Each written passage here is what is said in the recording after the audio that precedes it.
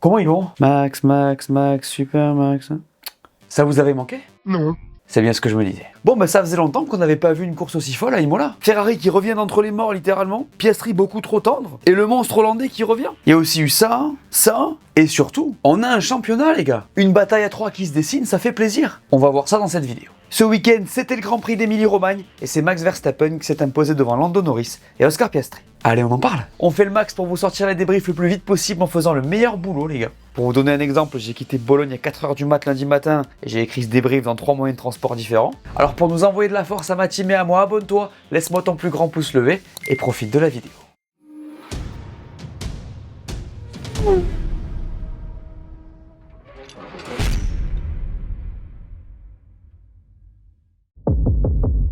Ma note pour ce Grand Prix d'Émilie-Romagne, c'est 4 sur 5. Quel Grand Prix on a eu les gars! J'avais plus l'habitude de voir des courses aussi folles à Imola. Les qualifs ont été lunaires avec des drapeaux rouges et une bataille incroyable devant. Et que dire de ce GP qui a tenu toutes ses promesses? L'incertitude entourant les pneus a généré des stratégies hyper polarisées, les safety cars ont rebattu les cartes, on a vu des dépassements malgré une seule zone DRS. Ce genre de course, je dis oui. Et les gars, ce qui fait vraiment plaisir quand on vient en Europe, je l'ai dit dans la preview, c'est ces bacs à gravier qui ne pardonnent rien. Quel bonheur sérieux de voir les pilotes à la limite dans ces conditions. Je suis désolé, mais ça devrait être la norme. C'est un régal. Bref, Imola, c'était cool, j'ai kiffé. Vous mettez combien vous? Le classement de ce Grand Prix. Max Verstappen vainqueur devant Lando Norris et Oscar Piastri. Lewis Hamilton P4 devant Alex Albon. Charles Leclerc est 6ème. George Russell P7, Carlos Sainz P8. Isaac Hadjar est 9 et c'est Yuki qui ferme ce top 10. Le vainqueur de ce Grand Prix, c'est Franz Herrmann. Quoi? Pardon, Max Verstappen évidemment. Pour ceux qui n'ont pas la ref, y a pas de souci. C'est le pseudo qu'il a pris pour aller rouler sur la Nordschleife et claquer des temps de folie. Mais on n'est pas là pour débriefer de ses week-ends de vacances. On est là pour parler du mec qui a mis une pilule à tout le monde dimanche à Imola. Au départ, Max il a enrhumé Oscar comme on pensait pas que c'était possible. Il la lui a mise à l'envers, en patron, dans les règles. J'ai kiffé. D'ailleurs, on va pas se mentir les gars. Sur ce coup, Max il fait d'Oscar son petit. Il lui a mis la misère. Parce que si ce qu'on a pu voir à Jeddah est un de ses classiques, qu'on qualifiera de limite en étant gentil, bah là c'est du Max tout craché mais dans le positif. Il l'a mangé avec facilité. Celle-là, on s'en souvient. Derrière ça, il déroule une partition. Un récital le truc. Il se fait un matelas easy sans trop forcer sur Piastri qui ne suit pas et tape dans ses gommes. Profite de la première VSC pour se faire une avance immense sur Norris. De 10 à 20 secondes, c'est plus un matelas, c'est un château gonflable le truc. La safety car arrive pour lui gâcher la fête, mais ça ne sera pas suffisant. Il a son avance, des pneus neufs dispo, il relance parfaitement. L'affaire est pliée, terminado. Les gars, disons-le encore une fois, le meilleur pilote à gagner,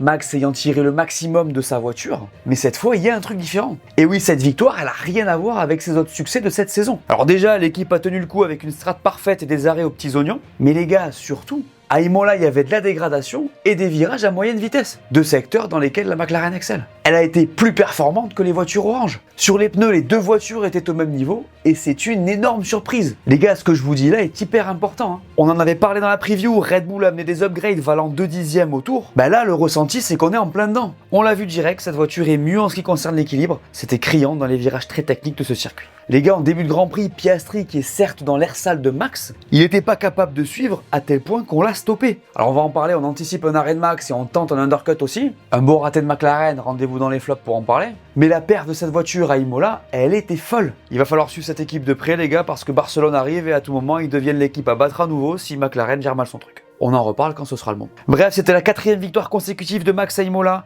la 3e de la saison, la 65e de sa carrière, et il a clairement envoyé un message en ratatinant tout le monde dimanche. On parle de Yuki un peu, parce que certes, il marque un point, ce qu'il faut souligner pour la numéro 2 cette saison. Il part de la pit lane et il fait une belle course avec notamment une très belle stratégie. Les gars, ce carton qui se mange, c'est une dinguerie. Je sais pas depuis quand j'avais pas vu une Formule 1 faire un tonneau. Dites-moi en commentaire. Et ce qui est chaud, c'est que ce carton, il va coûter un braquage à main armée. La voiture, elle est explosée, le châssis a été changé, c'est des millions d'euros cette histoire. Et c'est pas bon parce que là, ça fait pas mal de casse. Alors la voiture est très complexe, on le sait. Comme je l'ai dit, il s'en sort super bien en marquant des points en partant de la pit lane. Mais avec le budget cap et le contexte qu'on connaît pour Red Bull, c'est compliqué. Et puis pour info, Isaac termine devant lui encore une fois. Bref, c'est pas facile, mais ce genre de crash, ça laisse des traces dans l'équipe et surtout dans sa tête. Affaire à suivre pour Yuki, bravo Max. Notez aussi qu'avec cette histoire, Red Bull devient l'équipe qui a le plus gagné au 21e siècle, devant Ferrari et Mercedes. Je vous laisse méditer là-dessus.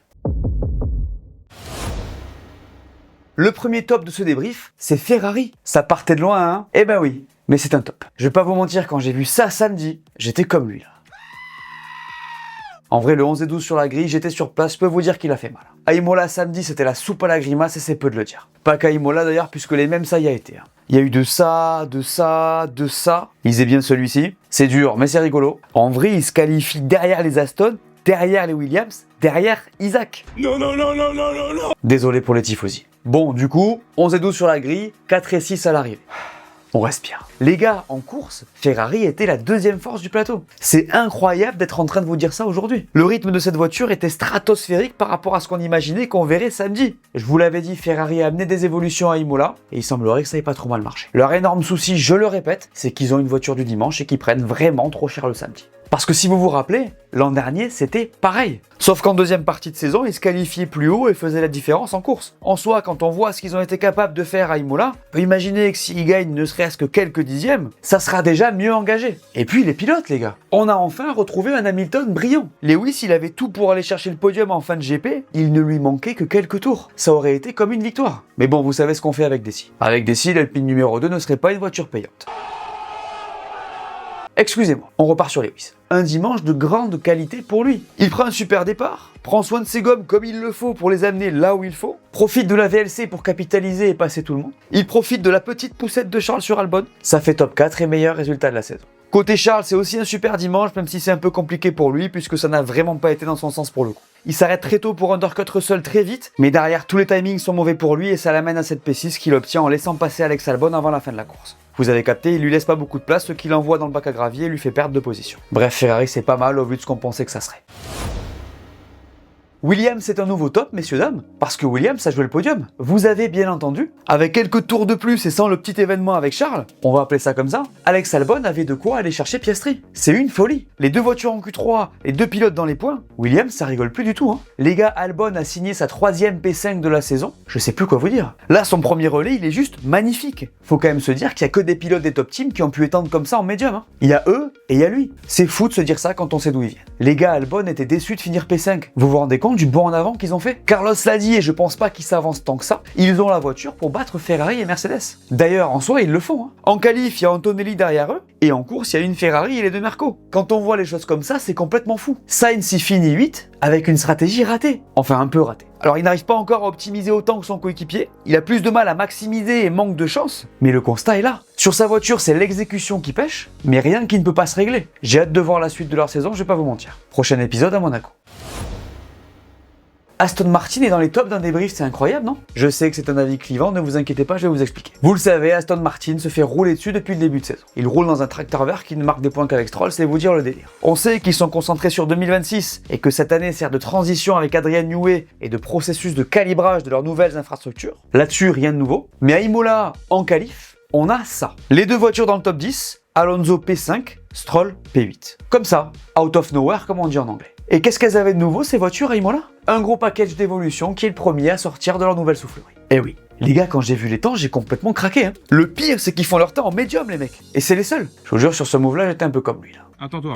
Le moins qu'on puisse dire, c'est que c'était audacieux. Alors après, vous avez raison, c'est un top de qualif puisque le lendemain, la perf s'est effondrée. Ça a fonctionné pour Alonso au début du premier relais, puis il a fallu s'arrêter et ça n'a pas été dans leur sens. Je pense qu'ils auraient dû scorer vu la proximité avec Yuki en fin de course, mais il faut quand même le dire, c'est un 0 pointé. Hallucinant de les mettre en top du coup, j'avoue, mais je garde mon choix, vous allez faire quoi? En vrai, il y a eu un petit manque de chance quand même, et Alonso y est d'ailleurs allé de sa petite phrase, je vous laisse écouter. Je suis le pilote le plus malchanceux de l'histoire, tout ça. Vous connaissez la musique, avis clivant aussi, c'est pas complètement faux. Dites-moi ce que vous en pensez en commentaire. Bref, Aston, c'est un top sur le potentiel des évolutions, encore faut-il arriver à calibrer la soufflerie avant la fin de saison. Ah pardon, j'ai pas parlé de Stroll.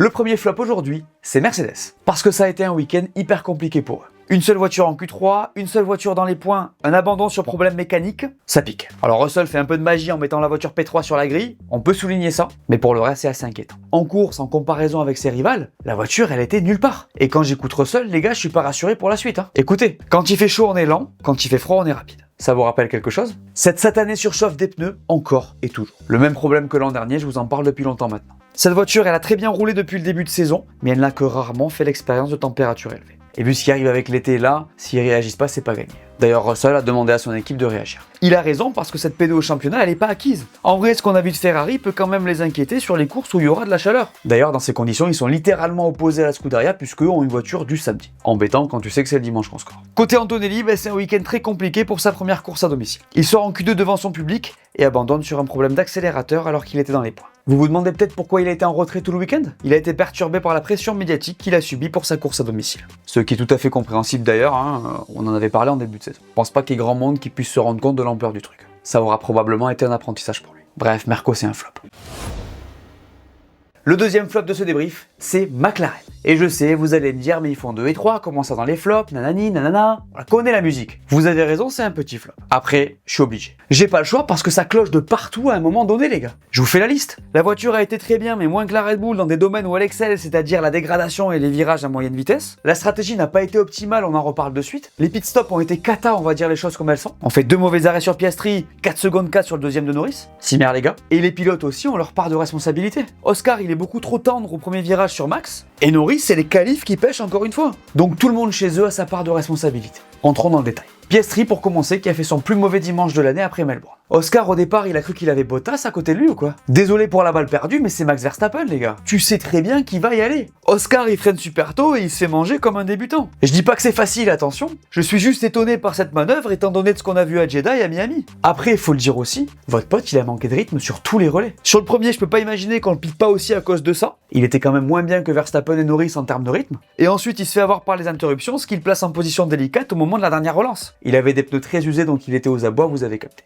Donc pas évident pour lui, et s'il fait une nouvelle pole magistrale samedi, on a revu quelques petits aperçus de ce qu'il faisait galérer l'an dernier. Après P3, c'est pas dramatique et il reste leader du championnat, on en parle après. Passons à Lando les gars, parce qu'il y a des choses à dire. Et la première, c'est que ça fait du bien. Il termine devant son coéquipier, prend des points au championnat, il recolle un peu quoi. C'est bon pour la confiance, d'autant plus qu'il l'a dépassé. Alors sur des pneus beaucoup plus jeunes certes, mais ça va obligatoirement booster sa confiance. Et puis il faut dire aussi qu'il avait un sacré rythme. Encore une fois, le dimanche il est solide. Faut absolument qu'il résolve ce problème du samedi. En vrai P4 comme ça c'est pas possible, la course à tout moment il la perd aussi un peu sur sa bataille avec Russell. Mais bon, le plus important, c'est que ça va mieux pour Lando. Pour finir sur McLaren, c'est encore un peu frileux cette histoire. Lando, on le fait rentrer avant Max alors qu'il avait encore beaucoup de rythme. On tente l'undercut et je peux pas tant leur en vouloir. Mais à tout moment, il en avait encore sous le pied, il pouvait y avoir une safety car, ce qui est arrivé. Et derrière, on aurait pu imaginer qu'ils inverseraient les positions au moment de leur dernière relance pour que Lando puisse aller chercher Max. Mais non, ils ne l'ont pas fait. Après, pour le coup, ça je peux comprendre. Tes deux pilotes jouent le championnat, tout peut arriver. Tu peux pas demander à Oscar de laisser passer Lando pour tenter une victoire. En vrai, le gars est leader du championnat, Lando c'est son dauphin, c'était vraiment pas dans son intérêt.